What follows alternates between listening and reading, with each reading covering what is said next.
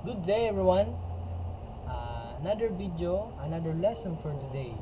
So let's talk about recovery in event of a data loss. Okay.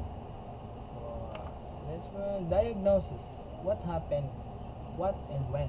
No. Determine the damage. What is this? A single file deletion, a corrupted database, or complete hard drive failure. No. If your hard drive will damage, no, overheat like that, no, you need to find the last known good backup, the copy made before the data was corrupted or deleted. No, if your file or some of your storage corrupted or deleted, so determines which backup file you need to retrieve, di ba? You recover, no? So now, this is the process for restoration of your file that corrupted or deleted, no? Local restore, if you are backup in a local external drive or NAS, the process is usually fast.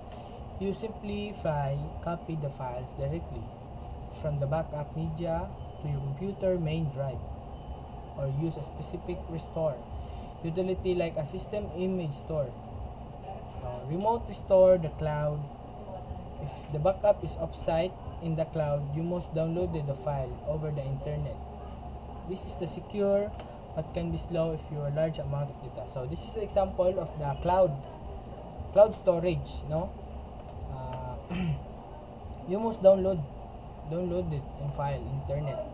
But if your data,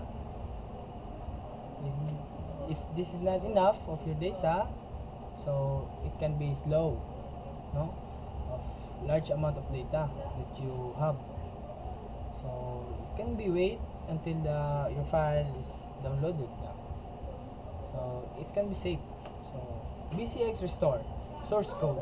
For source code, you typically don't restore a file copy. Instead, you use version control commands. If you lose your local work, you simply clone the latest version from the remote repository, GitHub. No? If you need to fix a bug change, you use command like git reset or git reset to roll the code back to the point in time you identified earlier. So that restore, no, instead of control commands. Next, are we safe? No, this is the most critical step, often overlooked. The recovery isn't complete until you confirm the restored data and function. Then data integrity check, confirm that the size, the number of restored files match the original, or run check like an MD5 checksum to ensure the file wasn't corrupted during the restore process. System test. If you restore an entire operation system or a development environment, you must boot the system and the run essential or build tools. No?